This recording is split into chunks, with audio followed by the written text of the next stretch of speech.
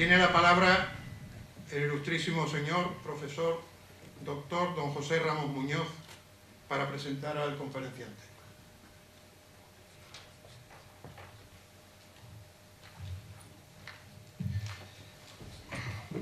Buenas tardes, excelentísimos académicos de la Real Academia de San Romualdo de Ciencias y Letras, señoras y señores. Es para mí un gran honor presentar al doctor Eduardo Vijande en este acto organizado por la Academia aquí en San Fernando, en una conferencia sobre el ya internacionalmente conocido yacimiento de Campo de Joque. Para mí es una satisfacción doble, ¿no?, por la calidad del tema del propio investigador y por el lazo de afecto y amistad que me une con él, ¿no? Eduardo fue alumno, ha sido discípulo y actualmente es compañero en el Departamento de Historia, Geografía y Filosofía en el área de Prehistoria de la Universidad de Cádiz. Eduardo Vijande es un hombre muy sólido, educado, muy constante y trabajador. Colabora conmigo desde la etapa de estudiante en la UCA, participando desde joven en esa vocación que ya tenía desde muchacho, ¿no?, en proyectos como la Banda Atlántica de Cádiz, que para nosotros fue de gran satisfacción, desde aquí, de San Fernando hasta Algeciras, documentar casi 200 sitios prehistóricos en los años 90. Era muy joven, pero ya andaba implicado en aquellos trabajos. Participó también como joven estudiante en las excavaciones en La Mesa, en Chiclana de la Frontera, en 1998, y en La Esparragosa en 2002. Desde entonces ha participado, primero como indico como estudiante, pero luego después como investigador ya consolidado en numerosos proyectos de investigación. Ha colaborado con nosotros de manera continuada en el proyecto Benzú en Ceuta desde el año 2002 hasta el presente, ¿no?, hasta la actualidad. Y también es una pieza clave en un proyecto en el que tenemos mucha ilusión, en las excavaciones en la Cueva de Ardales, en Málaga, y encima de las Palomas de Teba, también en Málaga. De hecho, él, ojeando y repasando para estas palabras, ¿no?, un poco su vastísimo ya currículum, ha participado como investigador en 24 proyectos de investigación, de los que ha dirigido 3, destacando el propio de Campo de Joque, Loma del Puerco y responsabilidad en la codirección del propio proyecto Benzú. Quiero destacar la importancia del sitio de Campo de Joque. Este yacimiento de San Fernando ha puesto a la localidad en el registro internacional de yacimientos neolíticos y de la prehistoria reciente de España y del sur de Iberia y de todo el sur de Europa, ¿no? El interés de las cronologías, la novedad de la necrópolis, la importancia de los ajuares y la propia vanguardia, ya verán, de los estudios analíticos, demuestran la importancia del buen hacer de Eduardo en la dirección de todos estos trabajos. Representa un gran avance. Personalmente había trabajado aquí en San Fernando en los años 90, habíamos excavado el estanquillo y se hicieron prospecciones, pero ahora con este yacimiento, con este trabajo que lleva la responsabilidad de Eduardo, pues se da un salto cualitativo en el conocimiento y en la información de la prehistoria del sur, ¿no? De hecho, este tema fue base importante en su tesis doctoral, titulada Formaciones sociales tribales en la región histórica del Estrecho de Gibraltar, sexto a cuarto milenios antes de nuestra era, los ejemplos de Cova de Benzú y el asentamiento de Campo de Joque. Esta tesis Eduardo la defendió en el año 2010 y obtuvo la máxima calificación. Además, la pudo realizar con una beca pública de estudios en el Instituto de Estudios Ceutíes. Su ya continuada regularidad en las publicaciones es conocida. Él es autor de 34 artículos en revistas internacionales importantes de LISI como Antiquity, Paleol, QSR, Quaternary International, o incluso en la otra base de datos fuerte, SJR, Zephyrus, Arqueofauna, revistas alemanas, Quartile, y bastantes en revistas nacionales, destacando aquí Rampas, ¿no?, de la propia UCA, ¿no? Es autor de 2 libros completos, editor de 5 libros, coautor y autor de 77 capítulos, en un total de 31 libros. Como ven, estamos ante un investigador que, siendo joven, pero ya es muy sólido y muy consolidado. Ha aportado contribuciones a 23 congresos, 6 internacionales y 17 nacionales, en muchos de ellos con temática de aquí de San Fernando, con temática del propio yacimiento de Campo de Joque. Yo quiero destacar también su implicación, además de la investigación directa, en las tareas de socialización, de difusión del conocimiento, habiendo pronunciado bastantes conferencias, yo tengo aquí anotadas 15, en foros muy variados, ¿no? Eduardo trabaja con nosotros en el grupo del PAI, que son los planes de investigación de Andalucía, el 1440 desde el año 2003, y es investigador muy implicado en él, ¿no? Ha tenido también una faceta internacional destacada. Yo destacaría su participación en los proyectos en Marruecos, en la Wilaya de Tetuán, y en los proyectos que tenía hace unos años la Agencia Española de Cooperación Internacional en el Museo de Tetuán, donde compartimos muchísimas estancias y trabajos allí en Marruecos, ¿no? Y luego, por supuesto, en el proyecto Marco, ¿no?, de la Carta Arqueológica del norte de Marruecos, ¿no? Por tanto, su labor la ha centrado en estudios en la provincia de Cádiz, en Ceuta, en Portugal, en Italia y en Marruecos. Quiero destacar también su labor docente, actualmente como profesor sustituto interino, es como se llama su plaza en este momento, ¿no? Pero que es un profesor ya veterano con actividades en el grado, en trabajos en posgrado, con aspectos de tesis doctorales, dirección de trabajos de fin de máster, es decir, toda la perspectiva completa de un profesor, ¿no? Que va haciendo poco a poco y consolidando su tarea también académica, ¿no? Y en ese marco ha tenido también estancias en universidades extranjeras, como en Nantes, en UNIARC en Lisboa y también en la Abdelmalek Saadi de Tetuán, en estancias de profesor Erasmus, ¿no?, de la movilidad académica, ¿no? Él es miembro con nosotros de la revista Atlántica Mediterránea de Prehistoria y Arqueología Social, que editamos desde la Universidad de Cádiz, y ha sido secretario de esta revista, ¿no? Él ha recibido también premios de investigación como el Hades y el Human de la UCA, que es un premio muy prestigiado, ¿no? Y una de las satisfacciones más recientes que hemos compartido y que celebramos es su evaluación positiva en la ANECA, ¿no?, que es un dato muy destacado como profesor contratado doctor, dado que es una agencia nacional de evaluación, ¿no? Por tanto, la trayectoria de este joven, pero ya maduro y consolidado investigador, Eduardo Vijande, es digna de gran elogio. Yo quería indicar su nobleza, su fidelidad y su gran capacidad de trabajo. También una reflexión, ¿no? En España es difícil ser profeta en la tierra de uno, ¿no? Yo lo sé también por experiencia, ¿no? Pero Eduardo eso lo ha conseguido con este brillante currículum que acabo de exponer, ¿no?, gracias a su trabajo, seriedad y constancia. Felicito a la Academia por la iniciativa de este acto de gran interés científico y de socialización, y prácticamente les aconsejaría que en el momento en que pudieran lo ingresaran o lo tuvieran presente entre sus jóvenes académicos futuros, dado su brillante trayectoria, ¿no?, que sin duda enriquecerá el elenco de esta docta sociedad. Muchas gracias, ¿no?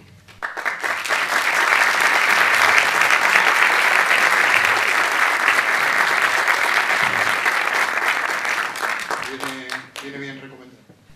Muchas gracias, señor Ramos Muñoz. Tiene la palabra el profesor doctor don Eduardo Vijande Vila para pronunciar su conferencia sobre hace 6.000 años, vida y muerte de los primeros pobladores de la isla de León.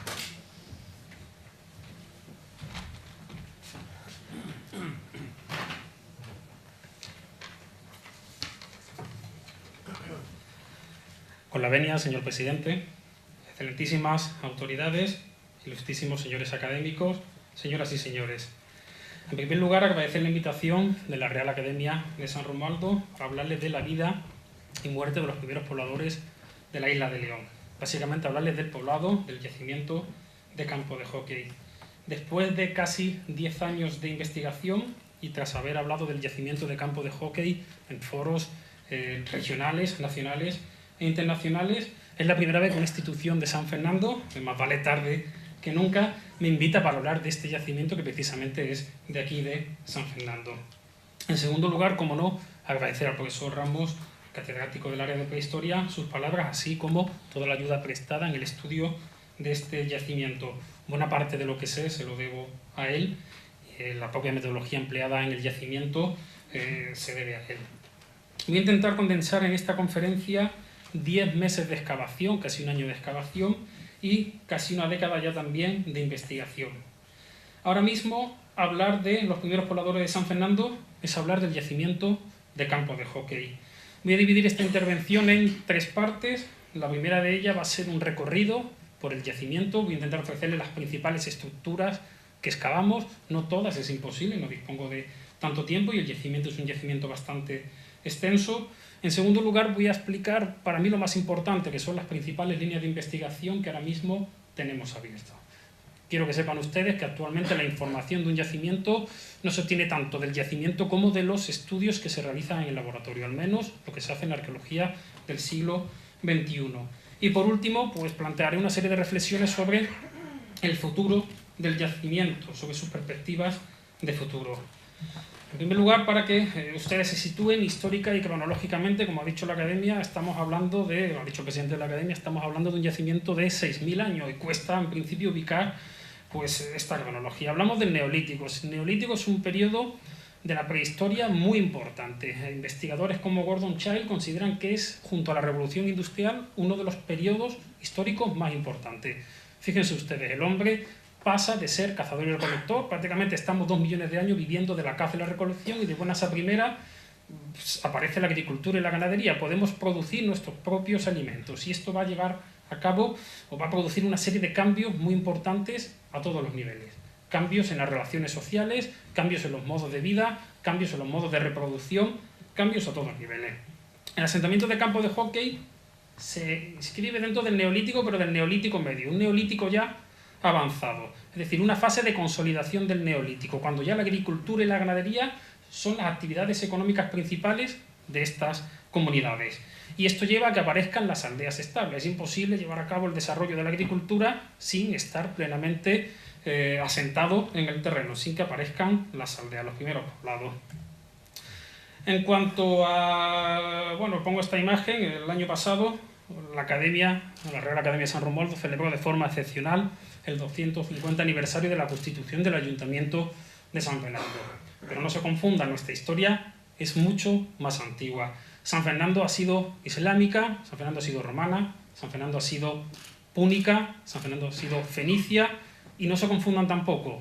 Existe la vida antes de la llegada de los fenicios. Lo digo también porque muchos historiadores locales comienzan a hablar de la historia en esta zona de la Bahía de Cádiz y comienzan con la llegada de los fenicios. Pues no, anteriormente, con anterioridad a los fenicios, existe un poblamiento más o menos importante en toda la bahía gaditana desde momentos paleolíticos prácticamente. Tengo aquí esta línea del tiempo, la suelo poner en charlas o conferencias divulgativas para que se hagan una idea de las cronologías de las que hablamos. Ya tenemos aquí el yacimiento de campo de hockey con una cronología de 6.000 años. Es decir, es 1.500 años más antiguo que monumentos como Stonehenge, las propias pirámides de Egipto, y 3.000 años más antiguo que el templo de Melcar, el famoso templo Melcar Hércules, que supuestamente estaba ubicado aquí en la isla de Santipetri. ¿Por qué en San Fernando? Porque esta comunidad hace 6.000 años decide asentarse en San Fernando. Además, teniendo en cuenta que San Fernando hace 6.000 años sí que era realmente la isla de León, sí que era una isla, sí que era un territorio insular, completamente insular. Pues no sabemos exactamente por qué esta comunidad decide asentarse en San Fernando. Pero sí que sabemos que San Fernando presenta una serie de recursos bastante buenos para su explotación. Presenta en primer lugar suelo del tipo rincones que son muy buenos para el desarrollo de los cultivos, para el desarrollo de la agricultura. Es más, el yacimiento lo pueden ver en esta imagen es previa, será de los años 90, mediados de los 90, antes de que se llevara a cabo la reparcelación de todo este sector, o la construcción alrededor de todo este sector. Pues esta zona, muchos lo recordarán, es una zona muy rica en huertas, es una zona que presenta unos suelos muy buenos para los cultivos. Es una zona también muy buena para el desarrollo de la ganadería, más todavía existe algún reducto con ganado en esta zona del sector 3 de Camposoto. Además, toda la bahía de Cádiz presenta cantos, pequeños cantos de cuarzo, cuarcita y siles para fabricar herramientas. Tengan en cuenta que en esta época todavía no ha aparecido la metalurgia. Las herramientas se realizan en piedra, pero no vale cualquier tipo de piedra.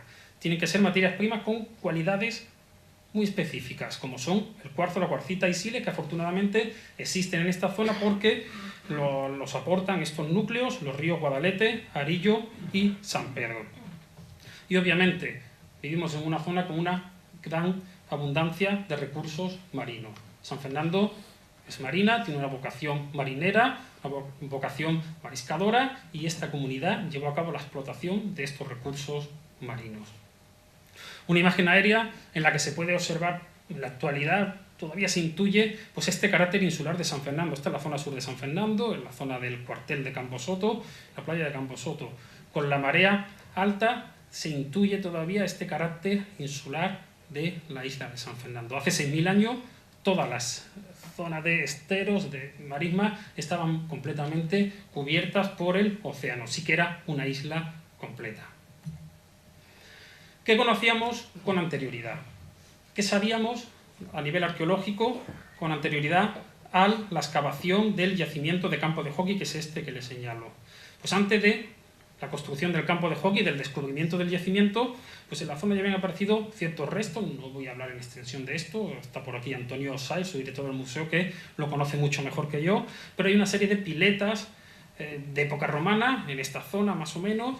Luego en este solar existen también, se documentaron una serie de silos de época almohade, y aquí pueden ver un solar que fue excavado a principios del siglo XX por el ilustre arqueólogo Pelayo Quintero. Documentó unas termas romanas, documentó una villa romana con termas, documentó también una fortificación del siglo XVIII-XIX, y luego también un enterramiento, un hipogeo, enterramiento fenicio.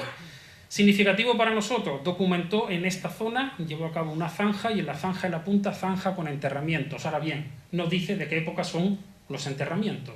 No es posible en el informe que él realiza saber a qué época pertenecen estos enterramientos.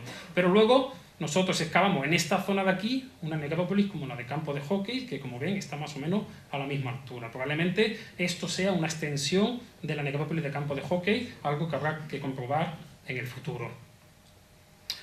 En cuanto a los antecedentes historiográficos, en lo que es el solar del yacimiento de campo de hockey se documentó en los años 90, gracias a los proyectos desarrollados por el profesor José Ramos Muñoz, pues se documentó un yacimiento. Aparecieron en superficie algunas herramientas líticas, muy pocas. Nos indicaba que existía un yacimiento prehistórico, pero no sabíamos, era imposible saber la dimensión o la categoría del yacimiento. Posteriormente, este yacimiento se incluye en la carta arqueológica desarrollada por el profesor Darío Bernal Casasola, profesor titular del área de arqueología. Por lo tanto, el yacimiento se conocía, no sabíamos su entidad, pero sabíamos que algo había ahí. Desgraciadamente, en el año 2007 se comienzan las obras del estadio deportivo de hockey hierba y no se hacen sondeos, no se hacen catas arqueológicas previas. Esto supone la destrucción de buena parte del yacimiento, hasta que Antonio Sáez, su director del museo, pues ve el desmonte que está realizando la maquinaria, y se da cuenta que hay un yacimiento de envergadura. En ese momento se paran las obras, se paran porque no se hacen estudios previos. Si se hubieran realizado estudios previos, no se hubieran parado las obras para la construcción del estadio deportivo. La acción de la maquinaria es difícil de cuantificar. Fue bastante negativa. La maquinaria destroza multitud de estructuras. Aquí pueden ver, corresponde esta foto al perfil situado en la parte superior, cómo la máquina arrasa y corta muchísimas estructuras. Esto sería un pozo, un hogar y un fondo de cabaña de época neolítica. Desde aquí hasta, digamos, donde estamos haciendo la foto, desaparecen, no sabemos cuántas estructuras del yacimiento, del poblado de campo de hockey. La parte inferior se ve menos dañada, se ve menos afectada, pero aún así, en una primera visita podemos observar cómo algunos enterramientos se han visto parcialmente destruidos. Aquí tienen ustedes el cráneo de un niño totalmente seccionado por la maquinaria, e incluso andamos y nos encontramos con extremidades superiores o inferiores, brazos y piernas, pertenecientes también a individuos de época neolítica. En cuanto al poblado en sí, tuvimos que realizar una excavación de urgencia, tuvimos que centrarnos, no pudimos excavar todo el solar, tuvimos que centrarnos en las partes que se habían visto más afectadas. Aquí pueden observar ustedes una serie de cuadrículas. Estas cuadrículas corresponden con el espacio excavado. El solar es mucho mayor, solamente pudimos excavar esta superficie. ¿Qué documentamos? Pues hasta el momento manejamos la siguiente hipótesis. En la parte más alta del poblado, que es esta de aquí, excavamos o documentamos dos fondos de cabaña. Pensamos que en el solar, que está situado más hacia el oeste, pues estaría el área de hábitat, las cabañas propiamente en sí. Aquí tienen una imagen, una reconstrucción de cómo serían las cabañas en esta época, en época neolítica. Bueno, esto es una reconstrucción. Nosotros cuando excavamos no nos la encontramos así, ni mucho menos. Son cabañas realizadas con materiales perecederos, madera, barro y demás, y ahora les voy a enseñar lo que nosotros nos encontramos, y algunos de ustedes dirán, bueno, y usted dice que es una cabaña, pero lo creo porque es de la universidad. Esto es lo que tenemos. el perfil que había arrasado la máquina. Aquí se puede ver un fondo de cabaña, esto es lo que nos acaba quedando de una cabaña. Sabemos que una cabaña, entre otras cosas, por la forma, por la estructura que tiene, pero también porque en su interior se documentan productos o herramientas típicas de actividades domésticas. Un hogar, tenemos también herramientas para producción de alimentos, molinos para moler el cereal, etc. Esta en concreto sigue estando allí en el yacimiento de campo de hockey, en lo que es el actual estadio deportivo, y no se excavó, no llegamos a excavarla.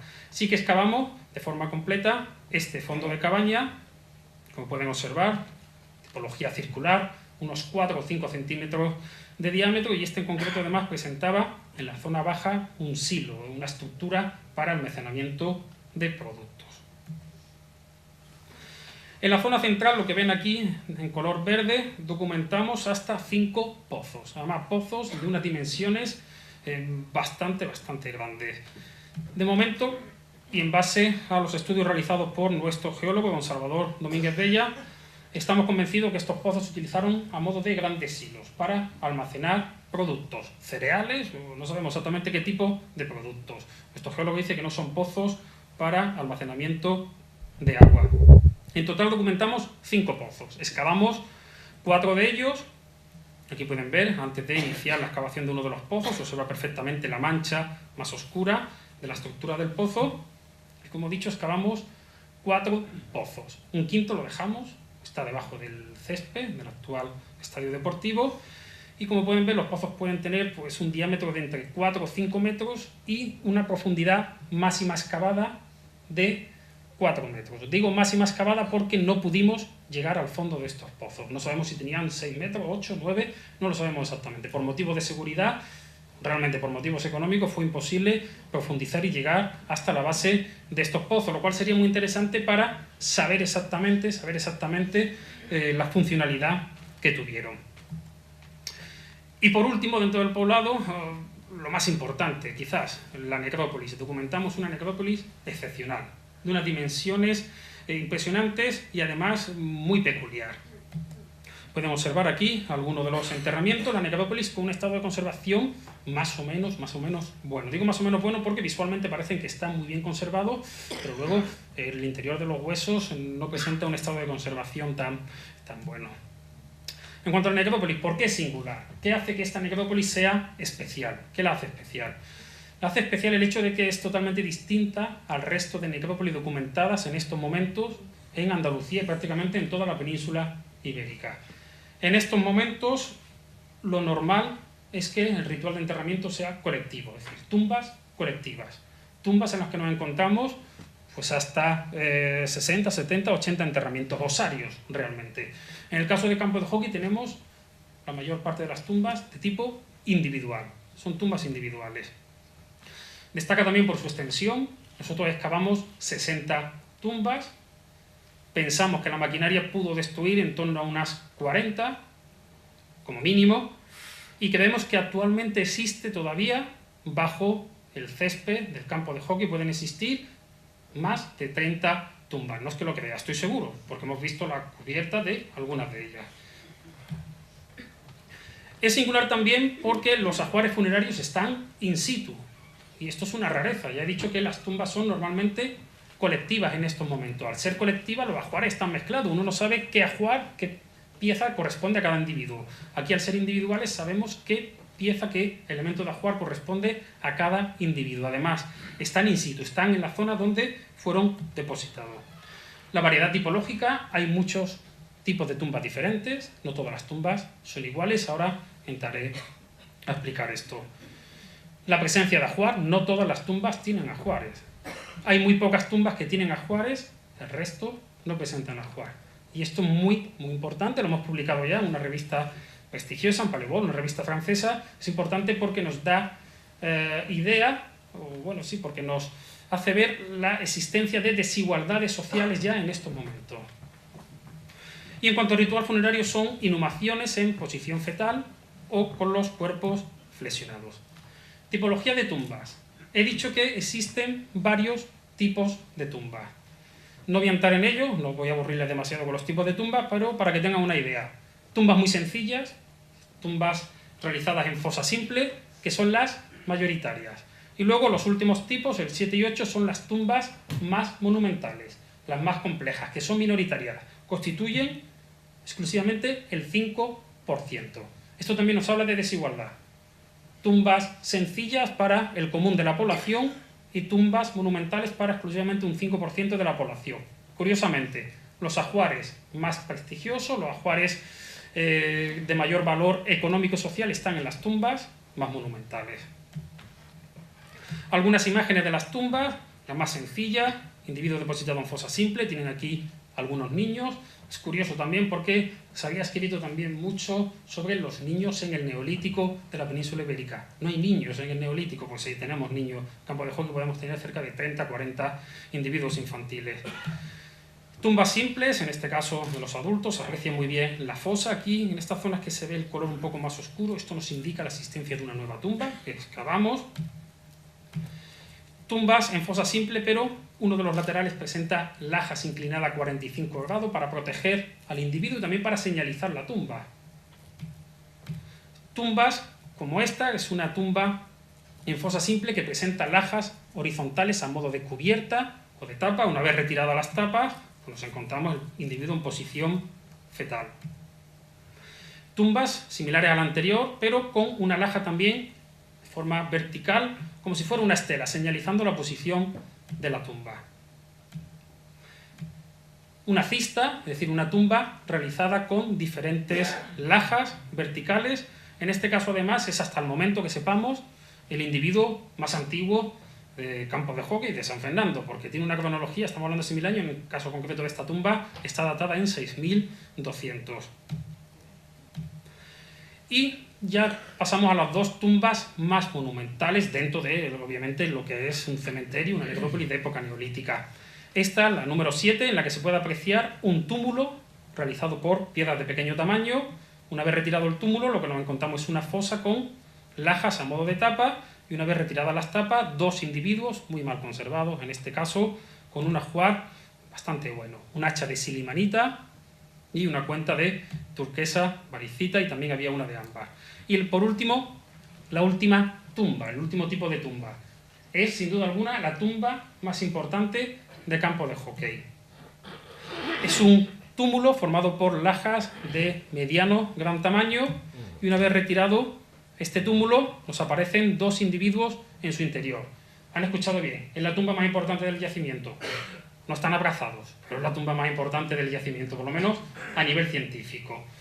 Los enamorados, el enterramiento doble abrazado, es el más mediático, pero no es el más importante desde el punto de vista científico. Este lo es, y ya le explicaré por qué.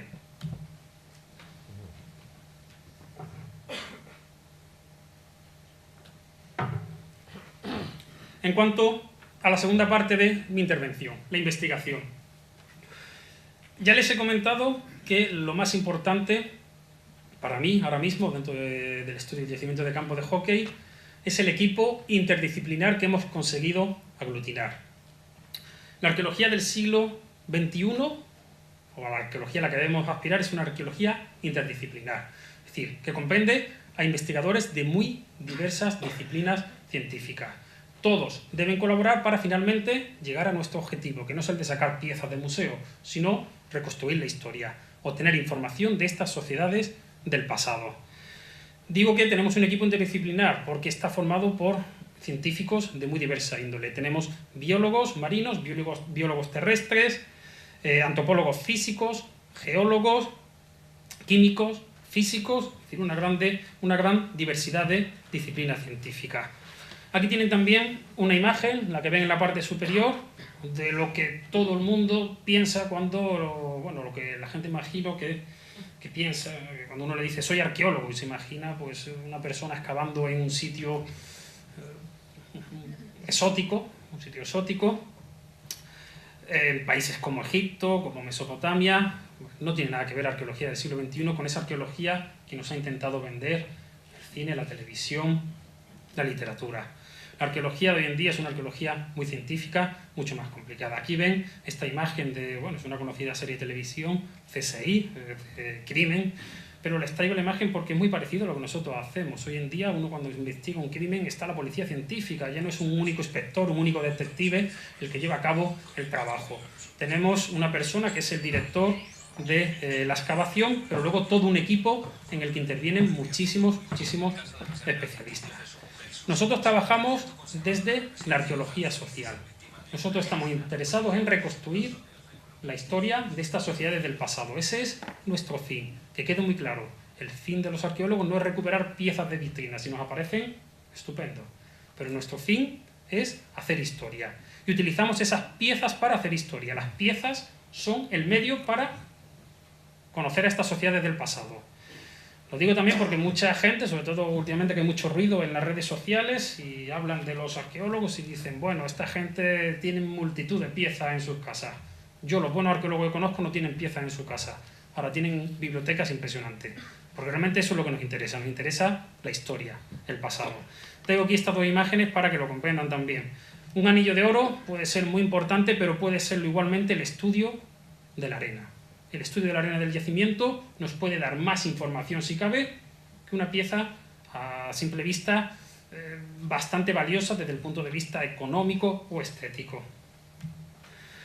Los diferentes estudios que se están realizando en campos de hockey. No voy a hablarles de todos, pero para que vean un poco todo lo que tenemos abierto. Algunos han finalizado, otros están en curso. Es un equipo interdisciplinar que está formado por instituciones de aquí, instituciones de la provincia, la Universidad de Cádiz, colaboran en el área de prehistoria, el Departamento de Cristalografía y Mineralogía, el Museo Histórico Municipal, al que estoy muy agradecido por toda la ayuda prestada en el estudio del yacimiento. Pero también colaboran actualmente en el yacimiento pues, especialistas de la Comunidad Autónoma Andaluza, del Centro Nacional de Aceleradores, de la Universidad de Córdoba, Sevilla, de Huelva y de Granada. Colaboran también investigadores de instituciones bastante prestigiosas a nivel nacional, como es el Consejo Superior de Investigaciones Científicas de Barcelona, la Universidad de Cantabria, la Universidad de Alcalá, la Universidad Autónoma de Barcelona y la UNED. Y también están colaborando investigadores internacionales, de instituciones internacionales como la Universidad de Tübingen, en Alemania, la Universidad de Carolina del Norte, en los Estados Unidos, el laboratorio LGC Lab de Middlesex, en Inglaterra, y el Departamento de Genética de la Universidad de Harvard, en los Estados Unidos. Algunas de estas investigaciones, cuando yo digo el yacimiento tiene 6.000 años, no me lo estoy inventando. Los físicos y químicos del CNA de Sevilla han realizado pruebas de carbono 14, una técnica muy moderna que es AMS, y nos han permitido datar varios enterramientos con una cronología, no son exactamente 6.000 años, la horquilla va desde 6.200 a 5.800. Los pozos presentan una cronología similar. Les he comentado antes también que en San Fernando hace 6.000 años era una isla. No se los digo porque sí, sino porque hay un proyecto de investigación desarrollado por Osvaldo Orteaga, catedrático de la Universidad de Sevilla, y Hermann Schulz, de la Universidad de Bremen, que han realizado diversas perforaciones por la bahía de Cádiz y han podido reconstruir la evolución geográfica de la bahía de Cádiz en los últimos 8.000 años. En este caso, para campo de hockey nos viene muy bien esta reconstrucción, donde se puede apreciar que San Fernando hace 6.500 años era una completa isla, separada por bastante distancia de la costa, de lo que sería Chiclana, Puerto Real e incluso de Cádiz. Sabemos también cómo era el paisaje de San Fernando hace 6.000 años. ¿Cómo es posible saber el paisaje de San Fernando hace 6.000 años? Pues esto lo sabemos gracias al estudio de una serie de partículas que a algunos de ustedes seguro que les son bastante molestas en primavera.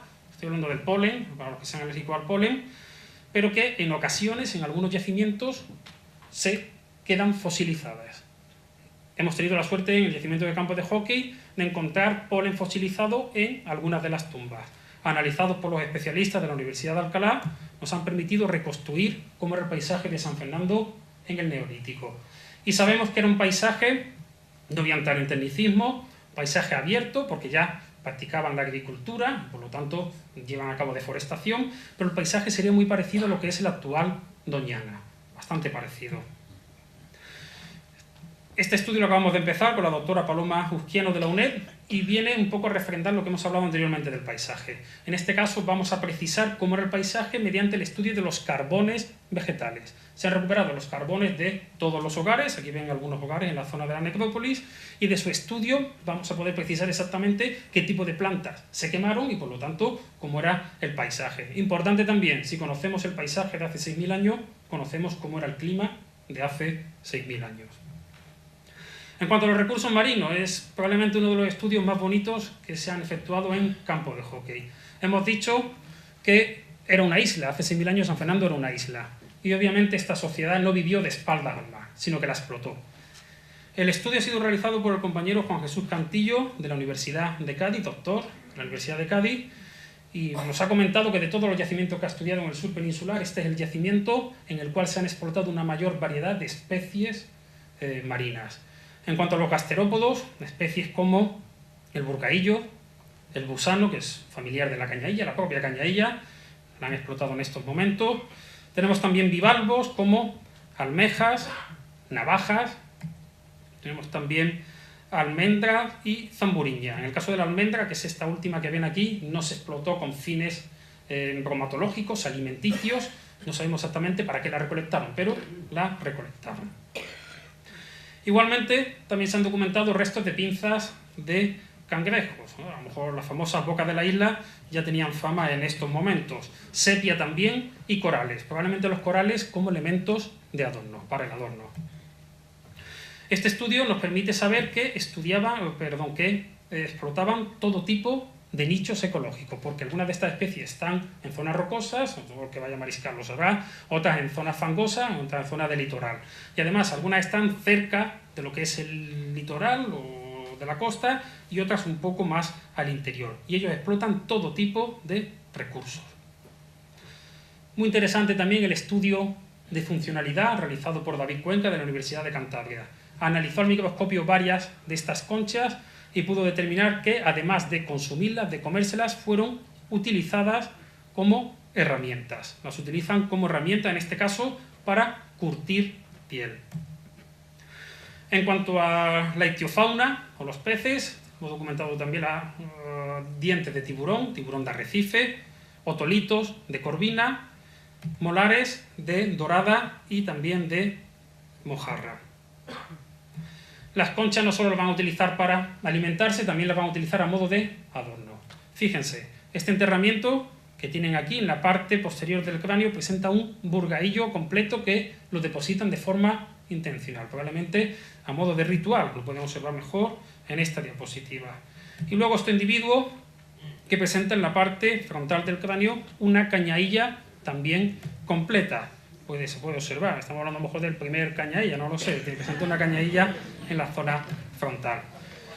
También, en cuanto a los elementos de adorno, tenemos a este individuo infantil que tiene in situ un collar de conchas, la denominada Zonaria pirum. Todavía hoy en día se utilizan, las puede ver mucho uno si va a la zona de Trafalgar, Los Caños, es típico collar que venden en los puestecillos de surferos y está in situ. Esta es una de las grandes novedades del yacimiento, los ajuares in situ. Sabemos que es una cuenta de collar porque está en el cuello, bueno, podría ser de un brazalete o parte de la vestimenta, pero es que está en el cuello. En cuanto a la fauna, el profesor José Antonio Riquelme de la Universidad de Córdoba ha realizado un estudio de los restos óseos faunísticos. Tenemos dos tipos de fauna. Fauna doméstica, obviamente he dicho que ya es una sociedad agrícola y ganadera. Y existe, obviamente, ganado, animales domésticos. Tenemos vaca, tenemos cerdo, difícil diferenciar entre el cerdo y el jabalí, pero está seguro que son cerdos domésticos, y luego también ovejas y cabras. Y en cuanto a la fauna silvestre, el animal que más aparece en el yacimiento, el animal mayoritario de campo de hockey, es el conejo. Yo creo que no es ninguna novedad. Cualquiera que se dé un paseo hacia la zona de la playa en verano, pues se observarán miles de conejos, bastantes conejos. Pero lo que sí es significativo, y sí que creo que es una novedad interesante, es la presencia de un carnívoro que además tiene en el conejo a su principal alimento. Y estamos hablando del lince ibérico. Tenemos un lince ibérico, además, completo. Tenemos el esqueleto completo. Estaba en el fondo de un fondo de cabaña, in situ, en conexión anatómica, y pensamos que fue enterrado de forma ritual. Aparecen también venados y caballos salvajes. Les dije antes que la vegetación era muy similar, el paisaje muy similar al de Doñana. La fauna es igual también, muy parecida a la de la actual Doñana. En cuanto a la industria lítica, está en curso su estudio, son más de 10.000 piezas, una barbaridad, llevamos 2 años estudiándola, y nos dan indicación de los trabajos que desarrollan estas sociedades en campos de hockey. Llevan a cabo trabajo de la piel, la madera, etc. También aparecen algunas herramientas líticas que utilizan para cazar. Es decir, son sociedades agrícolas y ganaderas, pero la caza sigue siendo una actividad económica importante, complementaria. Y lo más característico para nosotros es que muchas de estas piezas presentan en sus bordes una especie de esmalte, que es lo que se conoce como lustre de cereal. Al llevar a cabo la siega del cereal, queda una especie de pátina que nos indica precisamente la realización de este tipo de actividad. En cuanto a los ajuares funerarios, no me voy a extender tampoco, pero lo que le he comentado anteriormente. Tenemos lo que denominamos productos exóticos, es decir, elementos de ajuar que están realizados en materias primas que no existen aquí, que por lo tanto han venido de fuera. ¿Qué es lo significativo? La presencia de hachas, por ejemplo, esta de silimanita. La silimanita procede de la zona central de España, del sistema central, de la zona de Madrid. Es decir, son productos exóticos de gran valor. Traer ese material hasta aquí no está al alcance de todo el mundo. El caso de los colgantes de ámbar es más significativo aún. Hay algunos individuos en las tumbas principales que presentan colgantes de ámbar. Y este ámbar de este tamaño no existe en la península ibérica. Por lo tanto, recorrió cientos, ya estamos hablando casi de miles de kilómetros. Tenemos también cuentas de collar de variscita y turquesa, que son estas piedras verdes, que igualmente no existen en la zona, en la provincia, y que recorrerían muchísimos kilómetros. Algunos de los ajuares funerarios in situ, decimos colgante de ámbar. ¿Cómo saben? Preguntan algunos compañeros que obviamente no tienen necrópolis de este tipo. ¿Cómo sabes que es un colgante? Pues mira, porque apareció en el cuello, es que no hay ningún tipo de duda al respecto. Igualmente in situ, algunos individuos presentan objetos cerámicos en las manos. Estamos haciendo también estudios para saber qué contenían esos objetos cerámicos. En cuanto a los estudios, una antropología física. A día de hoy son los estudios más importantes o los que nos han dado datos más relevantes del yacimiento de campos de hockey. Hemos tenido la suerte que nos los han realizado investigadores de la Universidad de Granada, el Departamento de Antropología Física de la Universidad de Granada, que es quizás de los más fuertes, de los más potentes de España. No puedo adelantarle muchos resultados, son inéditos, están sin publicar, esperamos publicarlo en un periodo corto de tiempo, pero bueno, algo sí que se me va a escapar. Sabemos la edad prácticamente de buena parte de los individuos, muy importante para saber la demografía. Conocemos también que hay un número mínimo de individuos de 76. Hay 60 tumbas, pero tenemos 76 enterramientos. La mayor parte de las tumbas son individuales, pero hay algunas dobles, como el famoso brazo, hay alguna triple y tenemos también esta, por ejemplo, una tumba con 4 individuos. Probablemente pertenezcan a una misma familia, habría que hacerles ADN. Algunos datos sueltos que les puedo sacar del informe. Se ha documentado caries en algunos de los dientes, pero muy poco. Solamente el 4% de la población presenta caries, es decir, que tienen una dieta baja en azúcares. Pone aquí que disponemos de 903 dientes. Yo creo que este es el tesoro de campo de hockey. Pocos yacimientos de esta cronología disponen de 903 dientes. Y los dientes son importantísimos porque de ellos se puede sacar muchísima información. En arqueología decimos que las piedras hablan, nos transmiten información. Si las piedras hablan, los huesos ni les cuento. La información que nos da es casi inagotable. Una curiosidad, hay un individuo que se le ha diagnosticado brucelosis o fiebre de Malta, es una enfermedad altamente contagiosa que transmite una bacteria presente en leches obviamente no pasteurizadas. O se puede transmitir también si un individuo entra en contacto con las secreciones del animal. En el caso del individuo de campo de hockey que presenta esta paleopatología, creemos que entró en contacto directo con las secreciones del animal. ¿Por qué? Porque las fiebres son muy severas, muy altas. Aquí tienen algunos casos, no se ve muy bien la primera imagen, es un grabado de hace 8.000 de hace 6.000 años, más o menos la cronología de campo de hockey. Lo que tienen aquí es una vaca y en la parte de los cuartos traseros se ve un individuo al que le falta la cabeza.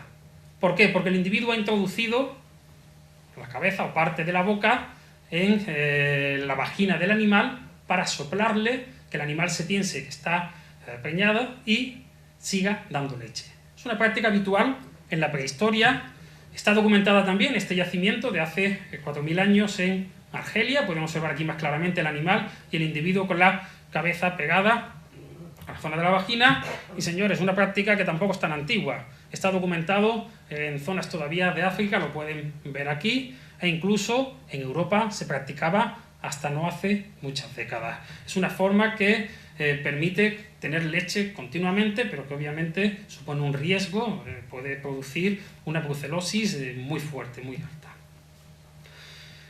En cuanto a los estudios antropológicos, quizás el dato que a mí más me interesa de todo el yacimiento de campo de hockey. Esta es la tumba principal del yacimiento, la tumba más monumental, la tumba que presenta los mejores ajuares, y en ella se han documentado dos individuos, uno que se ve muy bien aquí, en posición fetal, y un segundo, está aquí el cráneo en la parte superior y varias costillas, este está revuelto.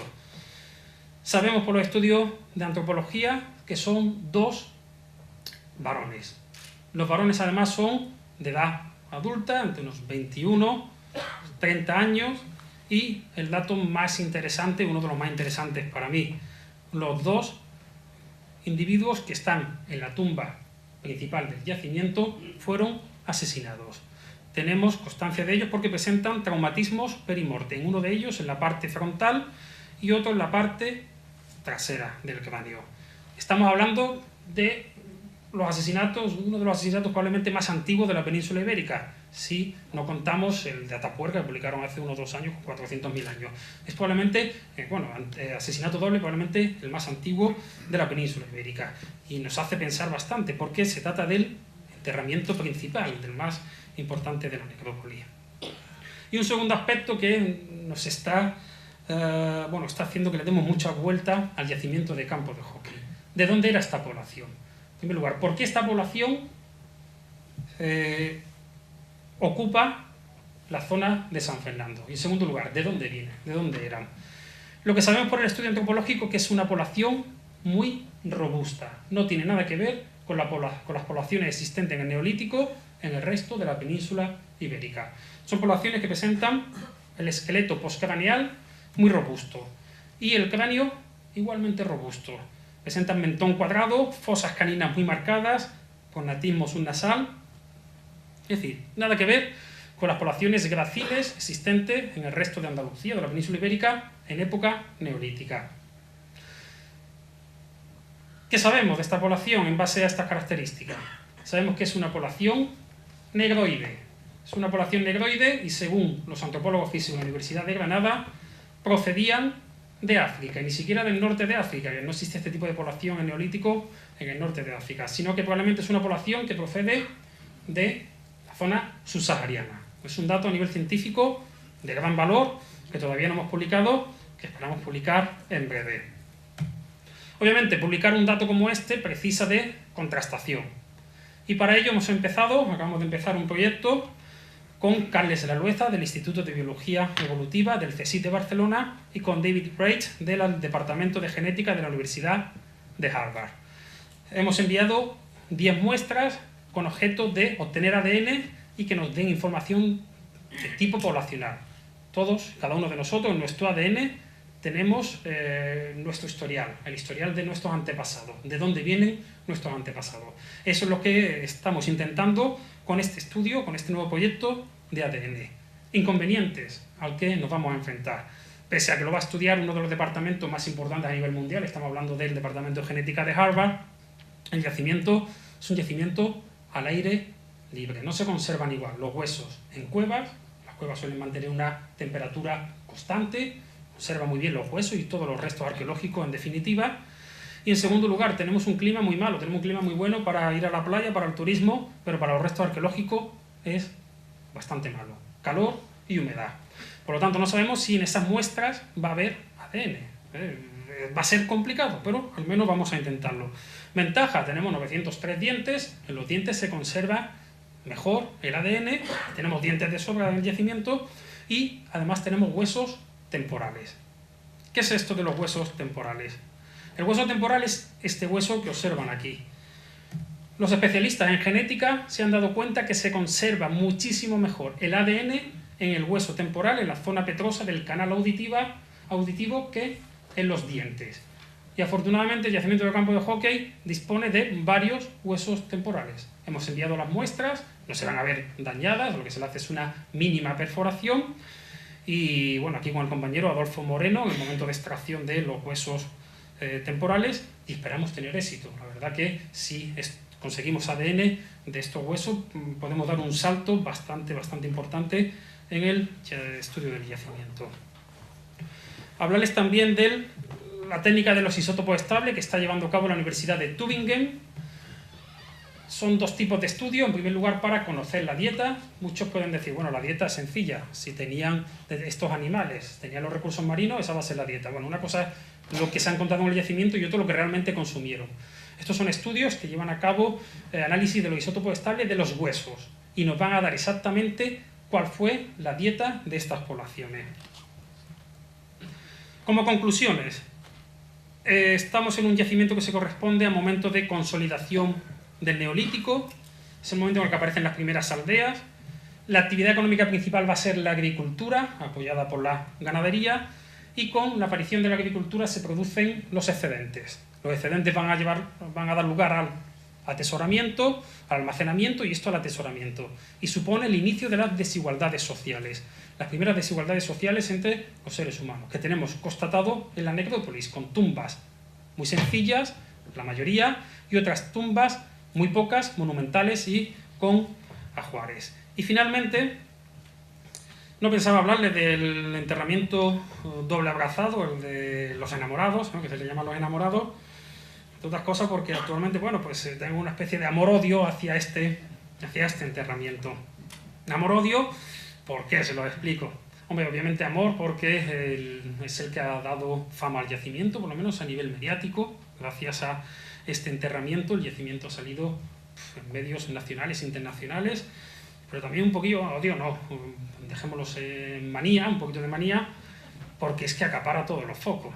Por eso he dicho, bueno, voy a hablar del enterramiento, pero al final.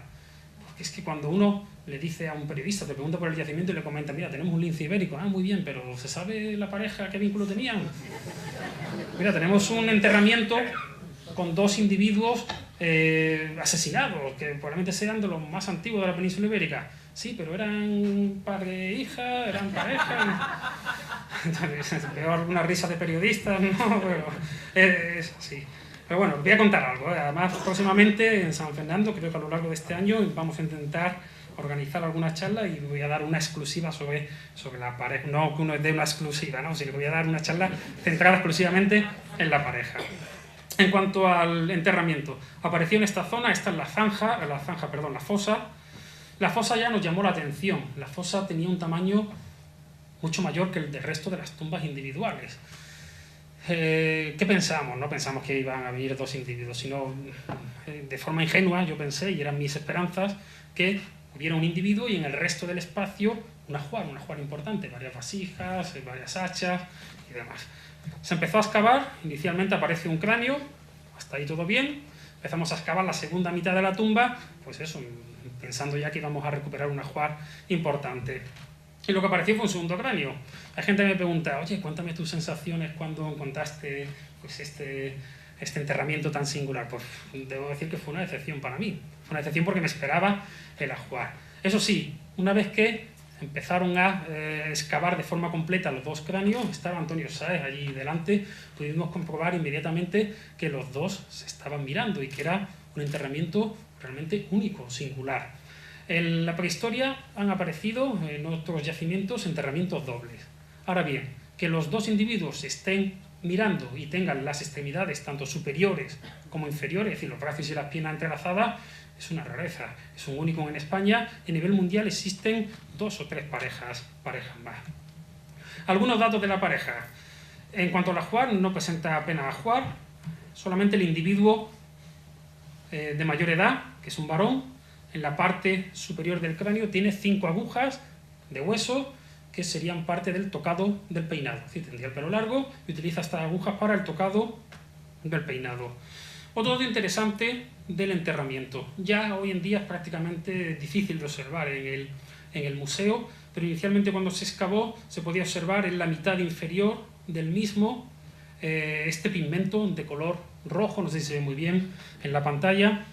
Esto es ocre, en este caso ocre compuesto por oligisto, que en época prehistórica aparece en algunas tumbas, lo asocian los investigadores a un tipo de ritual, otros investigadores creen que tiene fines deodorantes, otros que formaría parte del pigmento de la ropa y que al final desaparece la ropa y se queda ese pigmento.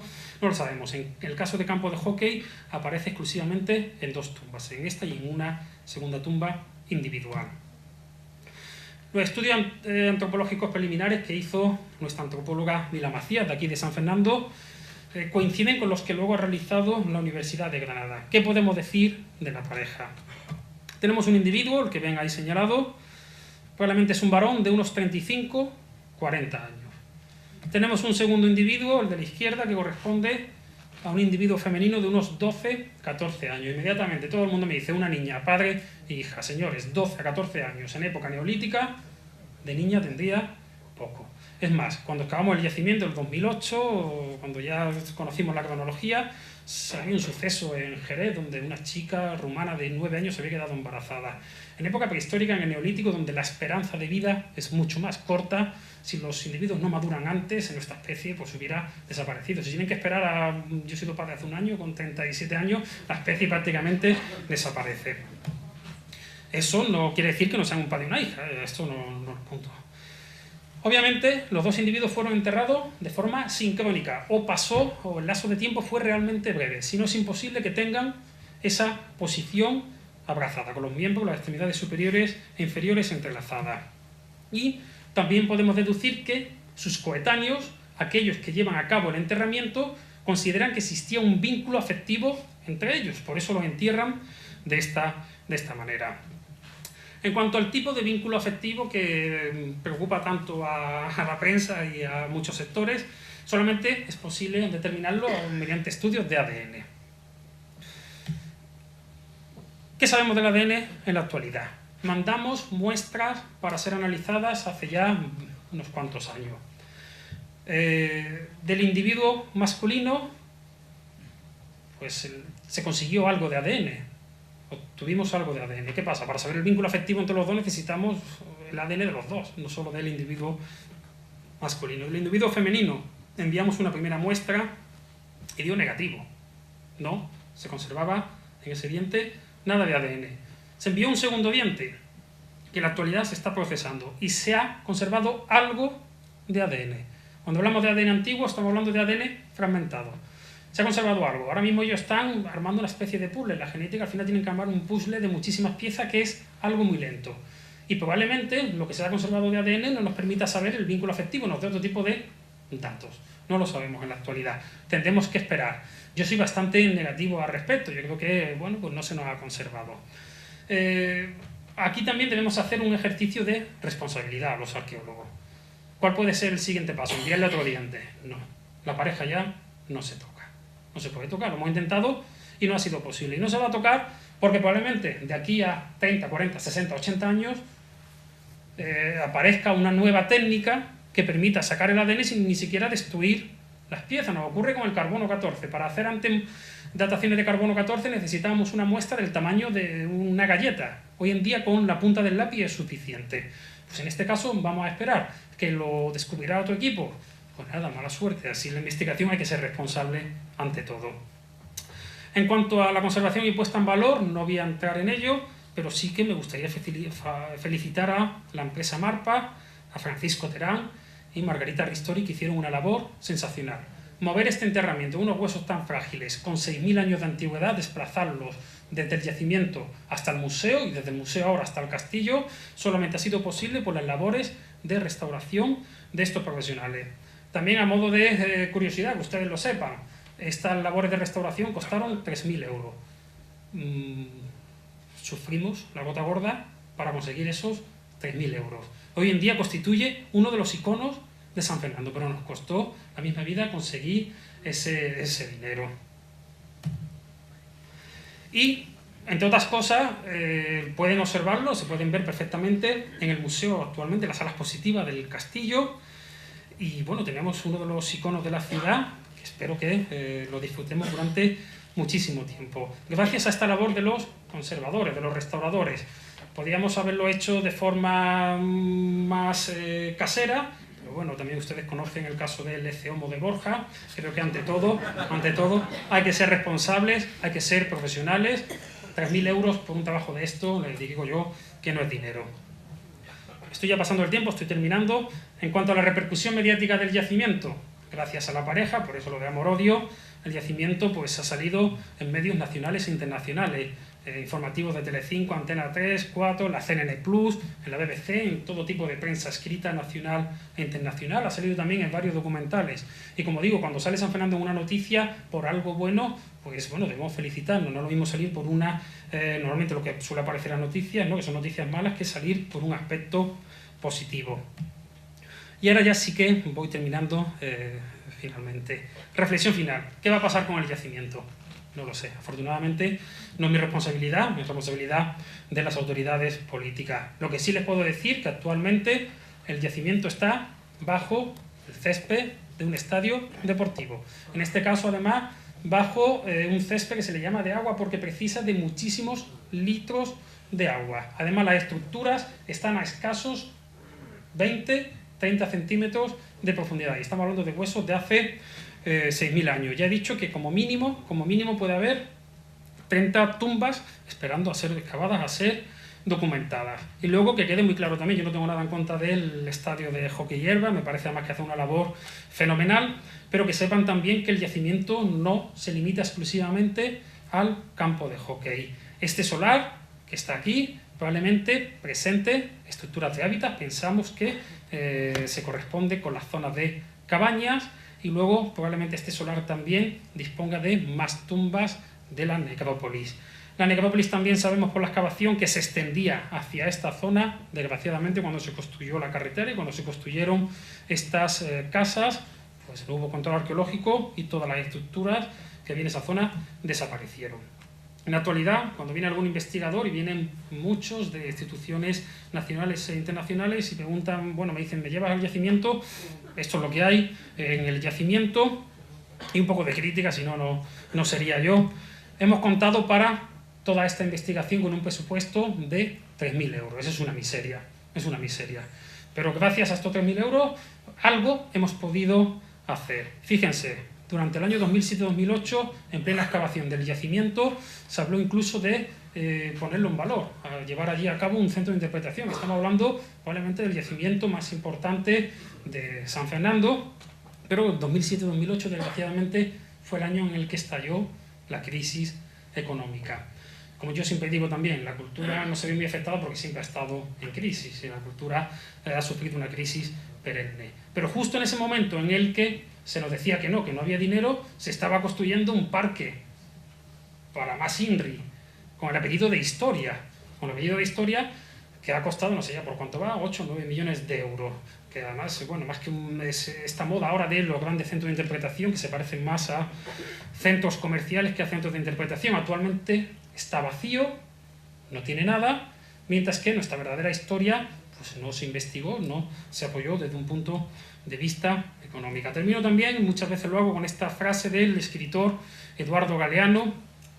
Dice, estamos en plena cultura del envase, el contrato de matrimonio importa más que el amor, el funeral más que el muerto, la ropa más que el cuerpo y la misa más que Dios. En el caso del patrimonio, pues importa más el continente, los grandes centros de interpretación que ahora están de moda, esos edificios monumentales, diáfanos, que cuesta la misma vida llenar de contenido y luego mantener, y mientras se gastan, se hacen inversiones faraónicas en esos centros de interpretación, los restos arqueológicos que están al lado están totalmente condenados al olvido.